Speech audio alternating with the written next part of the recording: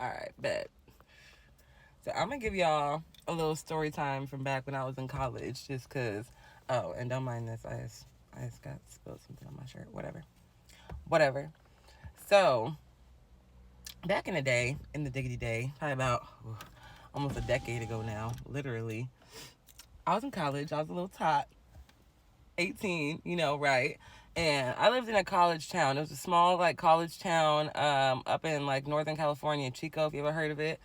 It was like, if you ever been there, it's literally its own fucking world. It's its own fucking world, literally. And almost everyone that lives there, you're either old as fuck or you go to college there. You go to school there, either Chico or Butte, right? And everything surrounding it is literally like Cowtown. Like, that whole Chico area, it's like the only towns that are there are literally like these little small butt fuck towns. Other than that, it's just Chico. And people live there because of the university, right? And so I was over here doing my due diligence, right? I was on Tinder doing the most, right, in my first couple years of college, right, until I found my boyfriend, and then I was, locked down for like 7 years. So right, I was just literally meeting niggas off of Tinder, like not with no well, we had conversations, but back then we wasn't doing like the whole like, oh, let's FaceTime first or whichever like that. I don't know why that didn't occur to me. Whatever, we're gonna skip that stuff. So I was 18, right? I was talking. We had it was on holiday vacation. I started talking to this dude before I went on holiday. The dorms were closed, and it was like gonna be closed for weeks. So I had to just be at home, go home. Family irritating the fuck out of me, and I'm just like, bet I need to like fucking dip up out of here, right?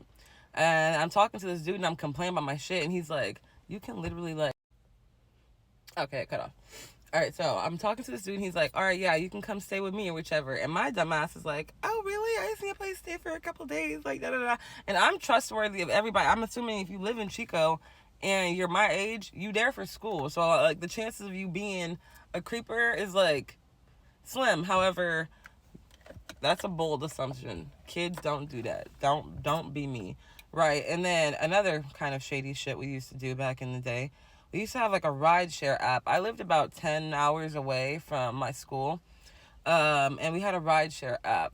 Not app, but like on Facebook, you can go on there and be like, yo, I'm heading back to campus on this day from this town. If you need a ride, here's the gas price. Hop up, meet me here, da da da da. So we used to do that all the time, literally. Every time I needed to go like back and forth, the chances of me, I'd take the train every once in a while, the bus, but most of the time I'm hopping in the car with other random ass strangers, which are like just students that went to school there.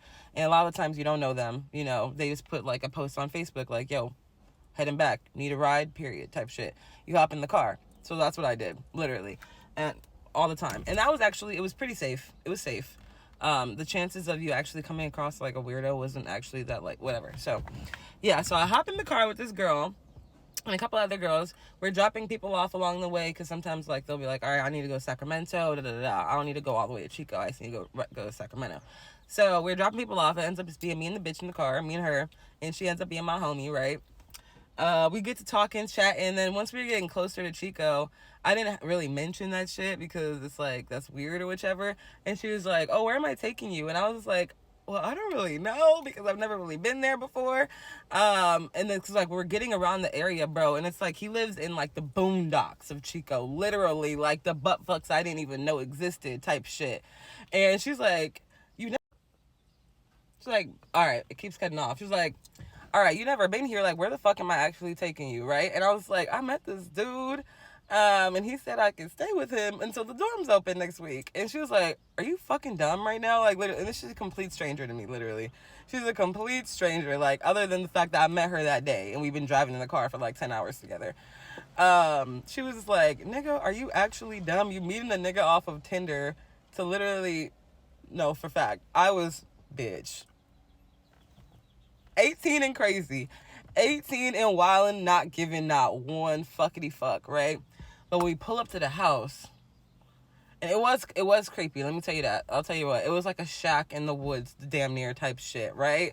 And I was literally about to be like, oh yeah, bitch. And it was like, we got there like maybe 3-4 in the morning. It was real late. And I'm just like, oh my God, if this doesn't work out, where the fuck am I gonna go? Because she's going back to her family house because she's like from over there type shit. And I was just like, oh bitch, I'm gonna be stuck.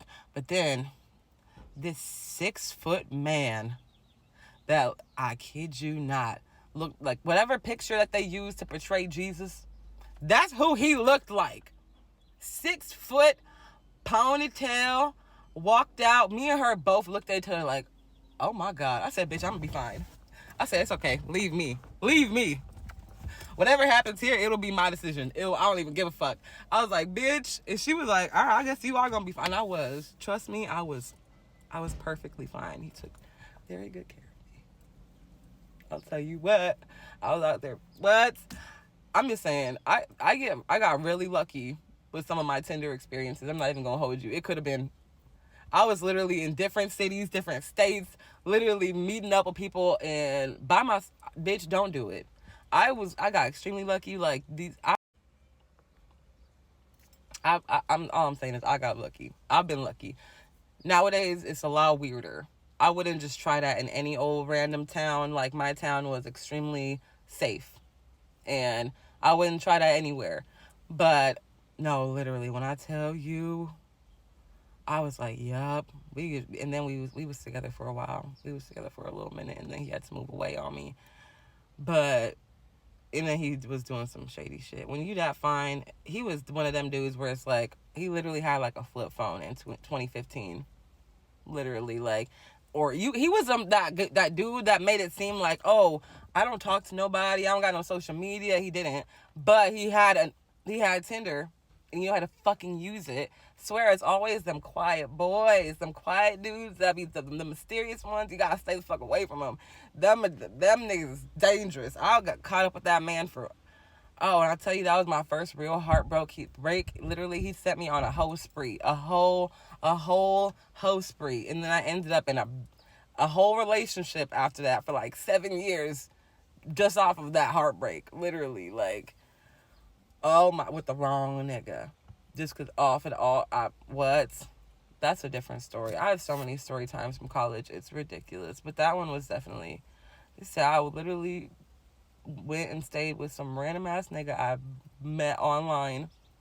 But yeah, I got lucky because he was fine as fuck. And we had some good sex. Period. Everywhere. Period. And that's that. Have a good day.